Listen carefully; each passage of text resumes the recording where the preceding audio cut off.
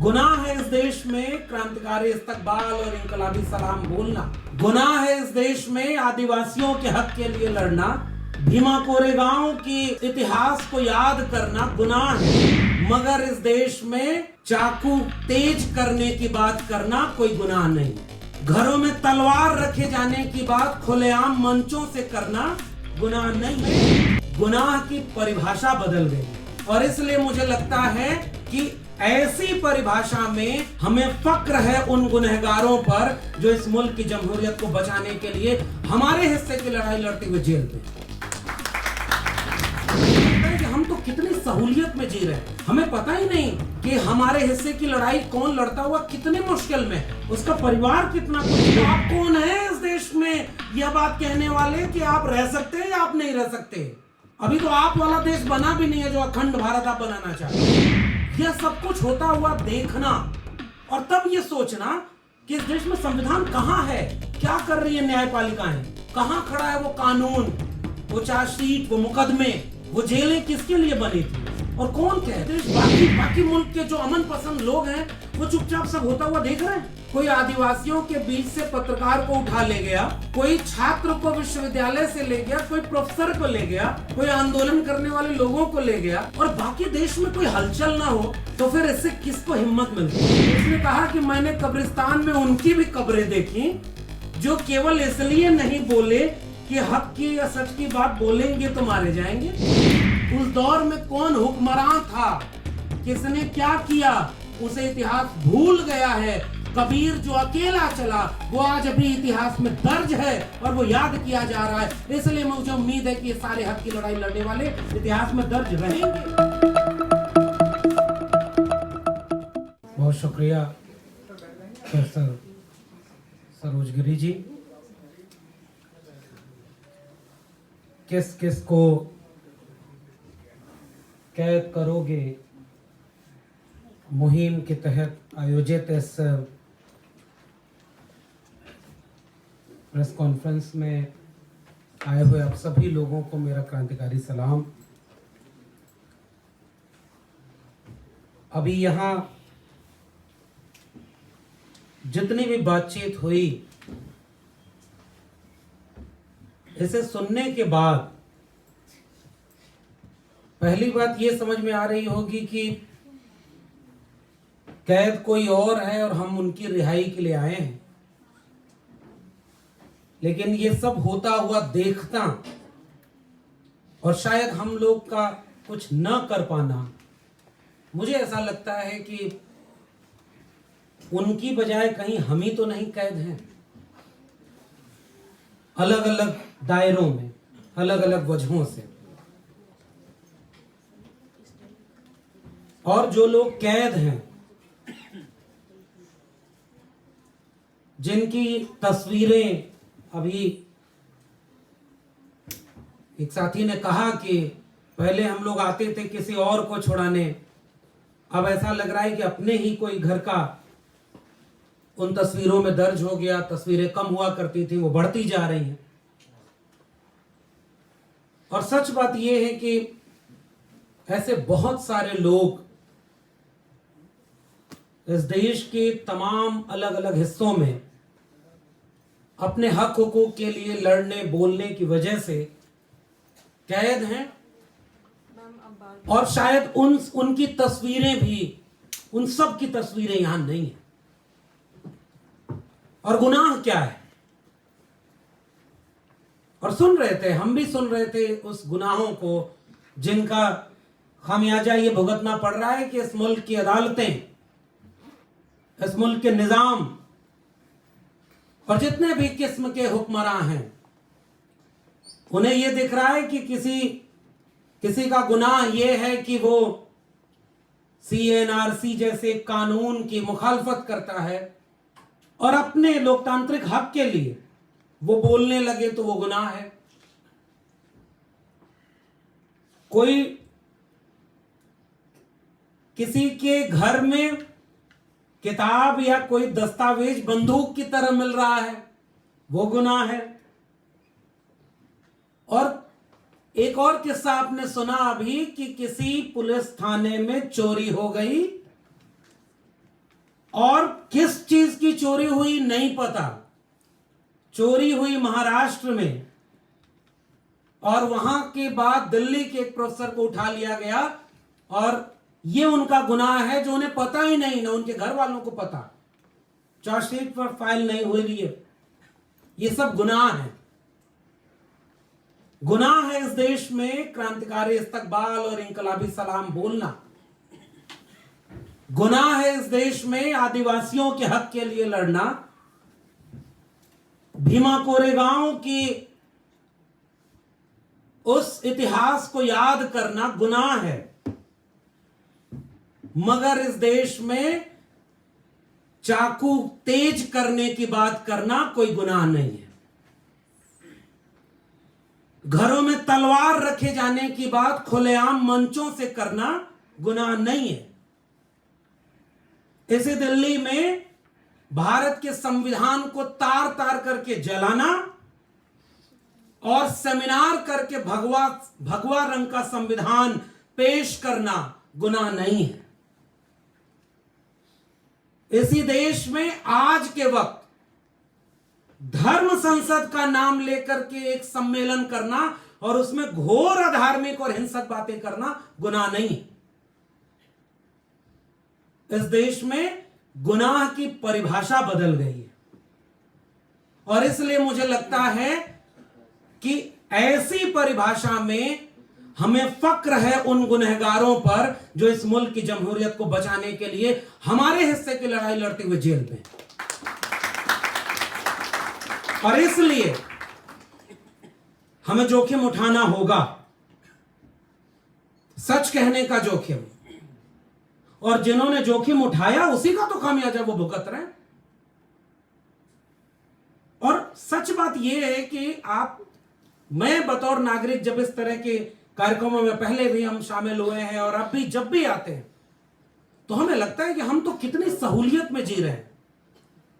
हमें पता ही नहीं कि हमारे हिस्से की लड़ाई कौन लड़ता हुआ कितने मुश्किल में है, उसका परिवार कितना कुछ झेल रहा है। जो हक की लड़ाई के लिए लड़ने गया उसे इतना झेलना पड़ रहा है, और जो हकमार बैठे हैं वो आबाद खुले घूम रहे हैं। वो देश लूट लें, वो सब कुछ कर लें, अब वो अपने लोगों को हुक्मरान बनाएं और इस मुल्क को बेच करके अपने दोस्त को दुनिया का दूसरा सबसे अमीर आदमी बना दें। और अब तो ऐसा हो रहा है कि जैसे सबसे बड़े इंटेलेक्चुअल वही है, वो टीवी पर बैठकर इंटरव्यू देंगे कि कैसे इस देश में फ्रीडम ऑफ स्पीच होनी चाहिए, जो हर तरह की बोलने वाली आवाजों को बिकते हुए बाजार में खरीद ले रहे हैं। उनका चैनल पे इंटरव्यू चलाया जाएगा। और दूसरी तरफ एक ऐसा सांस्कृतिक संगठन है भाई इस देश में जो गैर राजनीतिक है, जो राजनीति नहीं करता, वो एक सांस्कृतिक संगठन है, और उसके मुखिया बोल रहे हैं कि हां हम इस देश में मुसलमानों को रहने देंगे। रह सकते हैं वो। भाई आप कौन है इस देश में यह बात कहने वाले कि आप रह सकते हैं या आप नहीं रह सकते? अभी तो आप वाला देश बना भी नहीं है जो अखंड भारत आप बनाना चाह रहे हैं। यह सब कुछ होता हुआ देखना और तब यह सोचना कि इस देश में संविधान कहां है, क्या कर रही है न्यायपालिकाएं, कहां खड़ा है वो कानून, वो चार्जशीट, वो मुकदमे, वो जेलें किसके लिए बनी थी और कौन कैद है।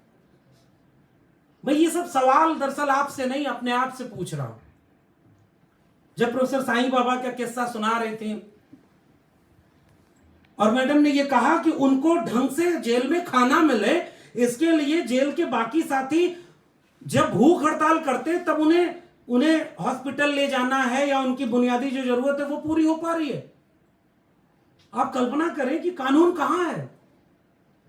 हम इतिहास में पढ़ते थे कि भगत सिंह और उनके साथियों को जेल में अनशन करना पड़ता था, लड़ाई लड़नी पड़ी, कुर्बानी देनी पड़ी। और बहुत भावनात्मक बात है, लेकिन सोचना होगा इस मुल्क के लोगों को, अगर आज भगत सिंह होंगे कहीं तो सोच रहे होंगे हम किनके लिए शहादत दिए, और ये देश बाकी बाकी मुल्क के जो अमन पसंद लोग हैं वो चुपचाप सब होता हुआ देख रहे हैं। कोई आदिवासियों के बीच से पत्रकार को उठा ले गया, कोई छात्र को विश्वविद्यालय से ले गया, कोई प्रोफेसर को ले गया, कोई आंदोलन करने वाले लोगों को ले गया, और बाकी देश में कोई हलचल ना हो, तो फिर इससे किसको हिम्मत मिलती है?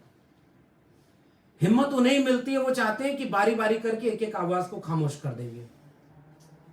मुझे लगता है कि आज की इस बातचीत का एक मकसद तो शायद यह भी होगा कि इस दिल्ली के छोटे से कमरे की चारदीवारी के दूर, बहुत दूर देश के कोने कोने में शायद ये आवाजें जाएंगी, शायद उनके निर्जीव से पड़े जिस्म को झकझोरेंगी कि भाई आपके देश में और क्या क्या हो रहा है, आप कब जागोगे।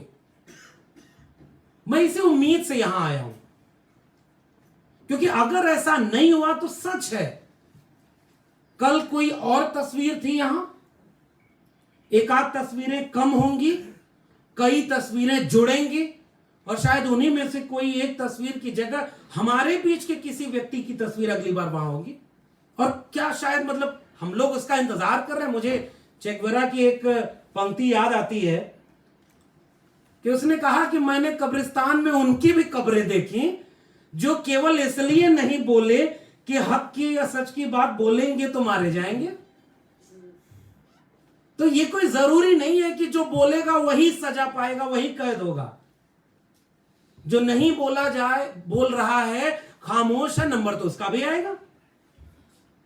कोई चैनल बिक जाए, कोई कंपनी बिक जाए, कोई विश्वविद्यालय बिक जाए, तो उस विश्वविद्यालय के बोलने वाले, लड़ने वाले छात्र और प्रोफेसर ही नहीं उसके शिकार होंगे। जो खामोश होकर के उस विश्वविद्यालय प्रशासन और देश के प्रशासन के साथ खड़े थे, वो भी तो उसके शिकार होंगे और हो रहे हैं। तो मैं केवल ये बात सोच रहा हूं और अपील और गुजारिश कर रहा हूं इस मुल्क के लोगों से कि आप कब क्या अपने अपने अपने बारी का इंतजार कर रहे हैं।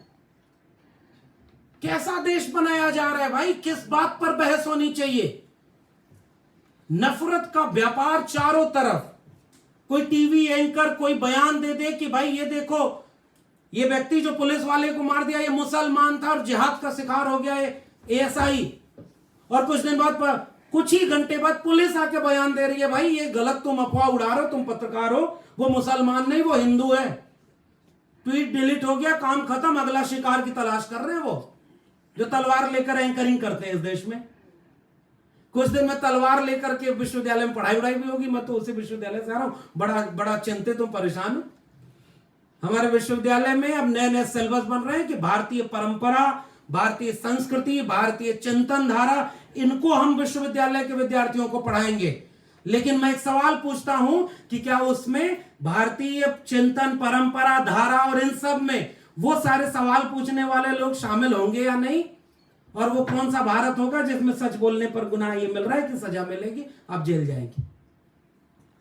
तो इसलिए मैं उम्मीद करता हूं, पता नहीं ये कार्यक्रम करके शायद यहां आने का एक फायदा केवल मुझे ये दिखता है कि हम सब एक दूसरे से हिम्मत लेते हैं और हिम्मत देते हैं। जिनके परिवार के लोग जेल में बंद हैं, वो अगर अपनी बात खत्म करते करते ये बात कह के जाएं कि एक ऐसा सवेरा आएगा, वो सारे लोग बाहर होंगे जो आज जेल में हैं, तो मुझे लगता है कि हमें यहीं से हिम्मत मिलती है। जब वो नहीं टूट रहे तो हम क्यों टूटे? और शायद हम सब एक दूसरे को हिम्मत दे करके ही टूटने से बचा पाएंगे। क्योंकि मेरा मानना यह है कि इतिहास, मैं अभी कुछ लोगों से बातचीत कर रहा था तो मुझे याद आ रहा था वही भारतीय चिंतन परंपरा, भारतीय संस्कृति, जिसमें जब कबीर कहीं किसी इतिहास के कोने में खड़े होकर सवाल कर रहे थे कि ऐसी दुनिया, ऐसी बावली पाथर पूजे जाए, वो कबीर सवाल कर रहे थे कि पाथर पूजे हरि मिले तो मैं पूजूं, पहाड़ ताते ये चाकी भली पीस खाए संसार, काकर पाथर जोर के मस्जिद लई चनाए ता चढ़ मुल्ला बाग दे क्या बहरा हुआ खुदाए, अरे इन दोन राह न पाई, हिंदुन की हिंदुआई देखी तुर्कन की तुर्काई। वो बार बार एक सवाल कर रहे थे कि मोको कहां ढूंढे रे बंदे, मैं तो तेरे पास में। पोथी पढ़ पढ़ जगमुआ, क्या कुछ नहीं कहा है। उस दौर में कौन हुक्मरान था, किसने क्या किया, उसे इतिहास भूल गया है। कबीर जो अकेला चला वो आज भी इतिहास में दर्ज है और वो याद किया जा रहा है। इसलिए मुझे उम्मीद है कि ये सारे हक की लड़ाई लड़ने वाले इतिहास में दर्ज रहेंगे। और जब भी 2022-23 का इतिहास पढ़ा जाएगा तो ये याद किया जाएगा, प्रोफेसर साईं बाबा, प्रोफेसर हनी बाबू, खालिद सैफी, उमर खालिद और तमाम वो सारे आदिवासी, दलित एक्टिविस्ट, मुसलमान एक्टिविस्ट, छात्र, प्रोफेसर हमारे हिस्से की लड़ाई लड़ते हुए जेल में थे। और उस समय फिर एक सवाल और हमसे पूछा जाएगा कि हम बाहर थे तो क्या कर रहे थे। हम बाहर थे और हम ये जानते थे कि यह गलत हो रहा है, तो हम क्या कर रहे थे। मुझे लगता है कि ये वो सवाल है जिसका जवाब शायद हमारे पास नहीं होगा। और इसलिए मैं शायद इस मंच पर खड़ा होकर केवल खुद से एक अपील करना चाहता हूं कि यह न देखा जाए कि जुल्म कितना बड़ा है। मुझे याद आ रहा है हमारे दौर में सच बोलना गुनाह है। राजेश जोशी की एक कविता है, जो सच बोलेंगे मारे जाएंगे। और अभी का हकीकत यह है कि जो सच नहीं भी बोल रहे हैं उनके खेमे में नहीं है तो भी मारे जा रहे हैं। जो उनके खेमे में नहीं है उसको बदनाम करो, उसको खत्म करो। और जितने लोग उनके खेमे में हैं वो नफरत का व्यापार कर रहे हैं। मुझे लगता है कि उनका काम आसान है। उनका काम है नफरत का, उनका काम है लोगों को लड़ाने का, तोड़ने का। हिंदुओं को खुश करो, देखो हमने मुसलमानों को ठिकाने लगा दिया। ये सच है भाई। इस देश में साफ तौर पर आपको ये मैसेज दिया जा रहा है कि आपको हिंदू राष्ट्र बनाना है, आपको अखंड भारत बनाना है। इसके खिलाफ कोई बोलेगा तो उसको हम जेल में डाल देंगे। और देखो मुसलमानों को हमने ठिकाने लगा दिया, आप हिंदू बनकर खुश हो गए। फिर अचानक दूसरा गेम कि ये देखो हमने आरक्षण खत्म कर दिया, सारे सरकारी संस्थानों को निजी हाथों में बेच दिया, तुम अपर कास्ट हो तो तुम भी खुश हो लो, देखो हमने ये संविधान खत्म कर दिया। फिर तीसरी तरफ आप अगर अमीर हैं तो ये देखो गरीबों को हमने इतना कमजोर कर दिया है कि कहां 5 ट्रिलियन इकोनॉमी, अच्छे दिन, 15 लाख हर अकाउंट में, 2 करोड़ रोजगार, बुलेट ट्रेन, सब भूल जाओ। 80 करोड़ लोग 5 किलो अनाज और 500 रुपए पर वोट देने के लिए मजबूर हैं, अमीरों खुश हो जाओ। ये बिल्कुल मुझे लगता है कि ये देश बिल्कुल बटा हुआ 2 देश है। और इसमें 90% आवाम को यह कहा जा रहा है कि तुम्हारे दुश्मन देखो किसी धर्म के लोग हैं, किसी जाति के लोग हैं, किसी और तरह के लोग हैं, और सबको आपस में बांट करके ऐसे ही चुन चुन करके हमारे लोगों को कैद किया गया। मैं उम्मीद करता हूं कि इस मंच से या इस मुहिम से एक आवाज ऐसी उठेगी, स्याह रात नाम लेती नहीं ढलने का, यही तो वक्त है सूरज तेरे निकलने का। और अब वो सारी लड़ाइयां गोलबंद होनी चाहिए। यही मुझे लगता है कि रास्ता यही है। हम सबको न्यूनतम सहमति पर एक बड़ी एका बनानी होगी। और न्यूनतम सहमति इस बात की कि हमें भारत के संविधान में भरोसा है, हम अपने मुल्क के आईन को बचाना चाहते हैं, हम इस मुल्क के इस पूरे रिवाज को बचाना चाहते हैं जिसमें साझी शहादत से साझा विरासत वाला एक भारत बना था। हम गरीब अमीर के बीच की खाई कम करना चाहते हैं। हम इस देश में महिलाओं को उनके हिस्से का हक देने के पैरोकार हैं। हम इस देश के आदिवासियों की लड़ाई में शामिल हैं। हम इस देश के दलितों की हर लड़ाई में शामिल हैं। हम इस देश के पिछड़े तबके के किसान, कामगार जातियों और मजदूरों की लड़ाई में शामिल हैं। हम विद्यार्थियों की लड़ाई में शामिल हैं। तो क्यों ना आओ हम सब मिलकर एक दूसरे की लड़ाई में शामिल हों। और आज नहीं तो कल ये वक्त बदलेगा। और मैं उम्मीद करता हूं जहां हमारे पूर्व के वक्ताओं ने बात खत्म की, वहीं मैं भी बात खत्म करना चाहता हूं कि उनकी जेलें टूटेंगी और हमारे साथी बाहर आएंगे, हम जीतेंगे, इसलिए लड़ेंगे। बहुत बहुत शुक्रिया।